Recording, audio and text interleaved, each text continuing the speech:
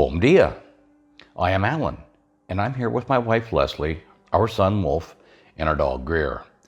We are from the United States and now live in Portugal on the beautiful Island of Madeira.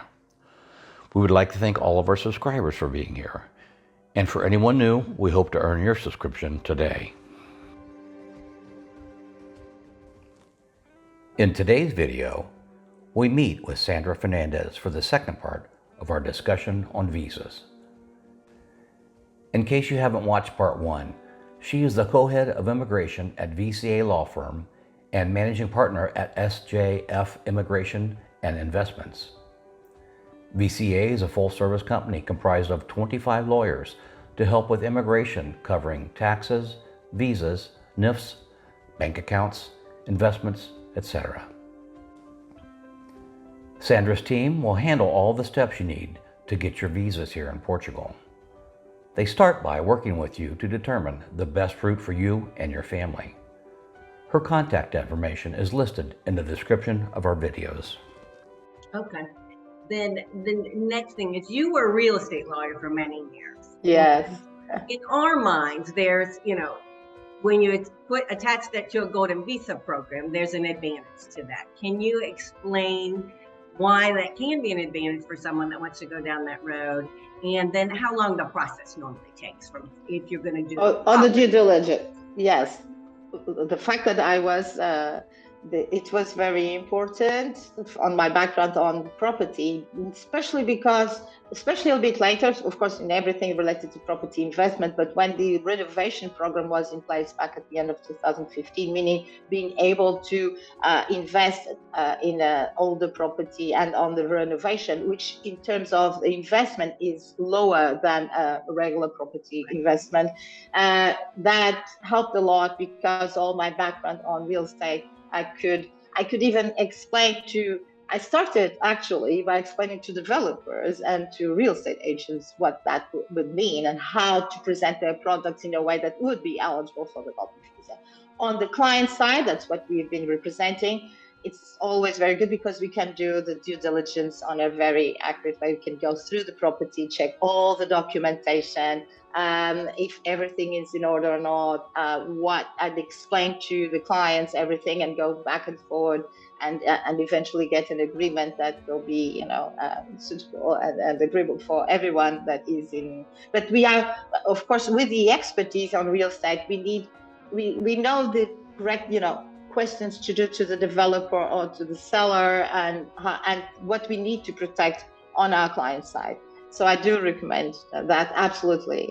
In Portugal, it's always very important to make sure that you don't, especially our clients, don't lose money or they don't risk it in terms of when they decide to do and go ahead with down payments, etc.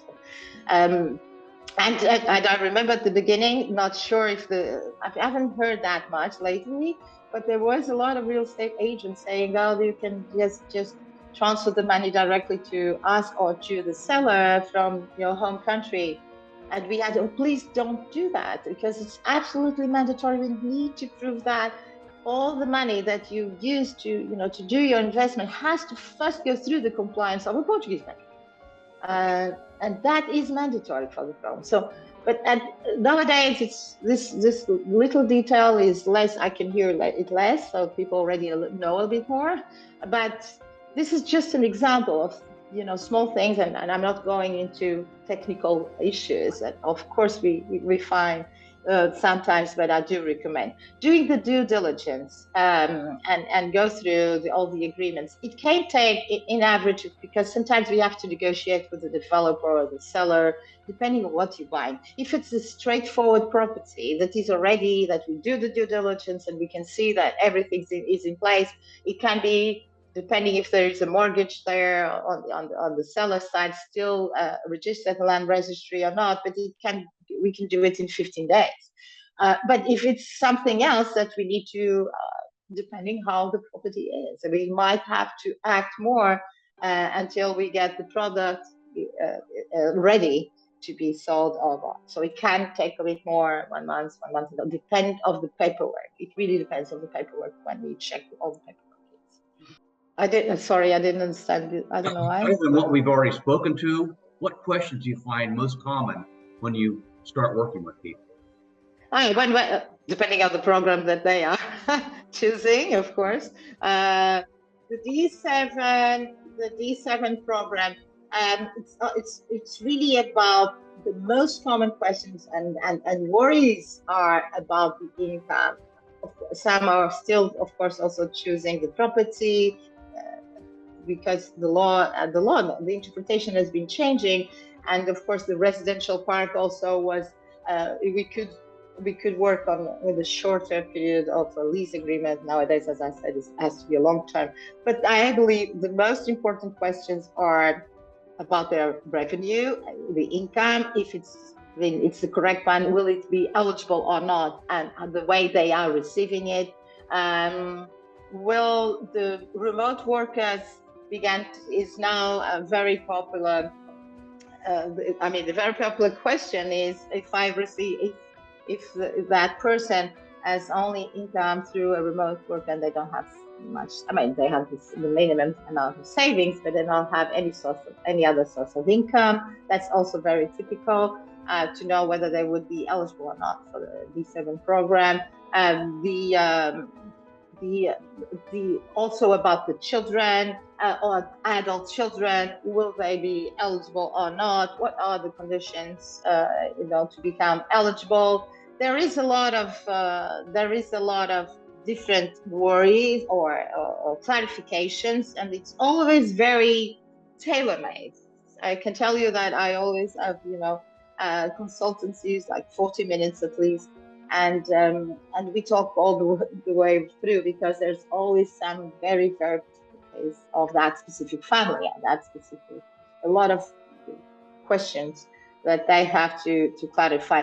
But most, I would say, is around the income part and the eligibility to apply for a D7. Of course, the minimum stay, we always talk about that, and how to overcome whenever they need to be out of Portugal more time. We go through all that. But yes, the income is definitely the most common question. That makes sense. Because I know we were concerned with that, and that's kind of where you start in this process. So let's go to you. Your offices are currently in Lisbon, so you can help people all over Portugal, but you're originally from the island of Madeira.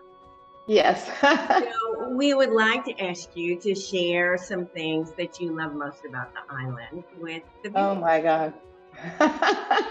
I love a lot about the island, and that's why I was raised there.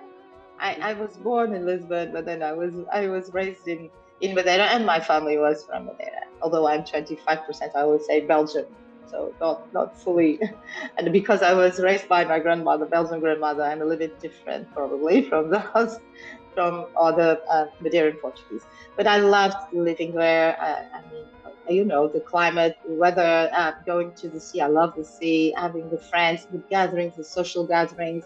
We have a lot of social gatherings. We go to each other's house. It's the way we live life. It's and Madeiran people are known for the party thing. We are always having parties on weekends, and we do enjoy life, and we have time. I always worked a lot, and I had 3 children there. And I always felt that it was very safe to raise children there. A teenager is always the most complicated part when we have children, and they were, they had a very healthy way of being, with friends and going to the club, going even out, but we felt always as a very safe environment for the children, and that's why I was very happy to raise my children also in Madeira. You already know, probably you've been more in the mountains. I don't know how many Levada walks you've done. It's amazing. I did some. I did some. The views. And that in Madeira we have this different microclimate. You can have, very cold, and then you can go to the sea and swim. I like everything about Madeira, and the reason I always felt that I should be in Lisbon at a certain point in my professional career is because of the opportunities. It's a capital, so we have much more opportunities to work, and it's a bigger office. We deal with a lot of issues. It's like in any other country, living the difference between living in the city or the main city or not. But in terms of quality of life, I have no doubt. I always say, even to all my colleagues in Lisbon, they don't have the same quality of life that I had in there at all. I can't compare it. No. And we would have to agree with. I mean, but we're a little biased. We tell everybody as they come to Portugal always to plan a scouting trip. If you want to come to explore Portugal, what are the 3 things you would tell everybody to do when they come for their scouting trip? Well, to do when they're trying to find where they would like to live, for example, or not. That's the common question that I hear. I always say that please try to know the country. Try to go at least to the south, to the mainland. We have so many. Try to visit the country. We have so many different landscapes. We have different regions, especially the south, central, and north. I'm talking about mainland Portugal and in Madeira, of course. So it's very important to spend some time to know the people. It's about people. When you're dealing with immigration, it's not only, of course, the weather is important and the landscape and whatever, but it's also about people. Try to have conversations with people. Try to see where you think you would fit in this country. Although it's a small country, especially compared to yours, very small, but it's still different. It's still the island compared to the south, the middle, and especially Lisbon. And we're talking about the cities. It's a different lifestyle. So it's very important to first understand where do you fit, what it makes sense to each of the person, and of course. And try to. I love the sea, and I always say if you also like the sea, try to get some on a sailboat trip and try to see from the sea point of view. But this is again landscape and doing tourism, and there's a lot of things to do in Portugal. They will follow depending on what they like to do. They will follow some touristic program to know more in terms of the tourism and some locations if they want to. But what I always focus is try to see more of our country and try to see where you think you would fit, and not only on the geographically, but also with the people that I know. That's important. There's a place for everybody. Sure. And everybody's opinion is different, and you just got to get out there. Mm-hmm. Yes, that's absolutely true. And did you did yourself in mainland Portugal, or you just chose Madeira? We hit mainland Portugal, spent some time in Lisbon, and then in the south, but we never have been north, and that would be a default on our side. But we do recommend at this point that people do it because we feel we did miss that. It's important to go.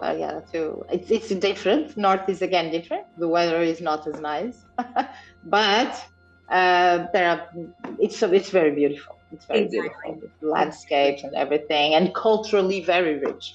So that's another point. So you want to hear it with that one? What additional resources does your company offer? What additional resources does your company offer? Oh, so the company, the consultancy company that we are now, developing an SJF immigration and investments. What we do is on the law side. On the law side, we deal with everything that is related to the immigration, but we also deal with pure real estate, tax advisement, labor for those who want to know more about incorporating a company and jobs creation, and also we also have litigation if necessary. So we cover on the law side all these different areas, and corporate as well. On the consultancy side, we also have we of course, with all the experience that we have throughout all the years, we have some knowledge of what is out there that is, for example, eligible for the golden visa programs, and we have some contacts, and we can introduce to people, and we can explain what which different investment means, and how can they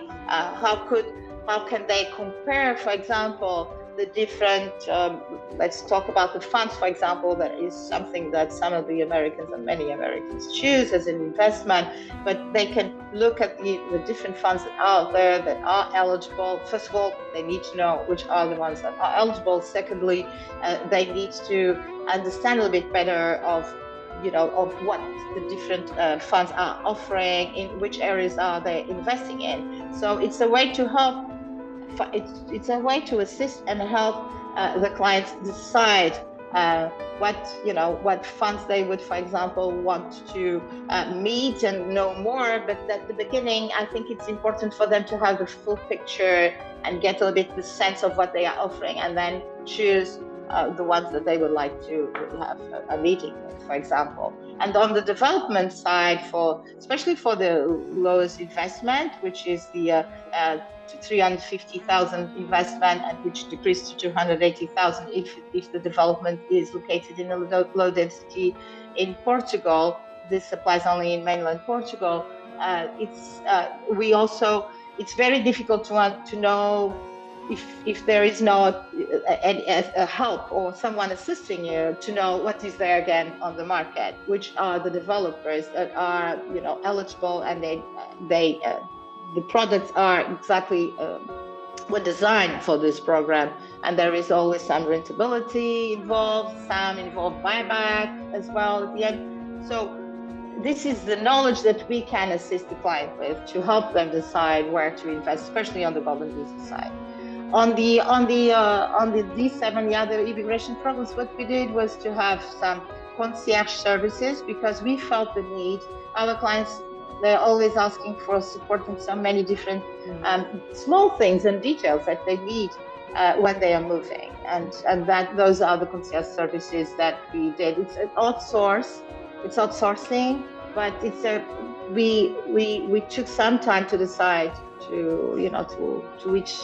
with which company we would cooperate with, because it needs to be well done. Right. Exactly. They feel confident and comfortable that they can Yes. trust. Yeah, absolutely. It's all about that. We want to thank Sandra for her time. We are so glad we met her on our journey. Please give us your thoughts in the comments below. We have made the process of connecting with us for a one-on-one meeting or to receive access to our trusted vendor listing simpler. Everything is now available in our Patreon. Our Patreon link and many of the websites or contacts we talk about can be found in the description of our videos. We hope you will continue to come along with us on our new adventure. We are grateful for the opportunity that we've been given. Life is short. We should have done this sooner. Please subscribe, like, and hit the notification bell to help us grow. The next stage in your life is a journey. Enjoy it.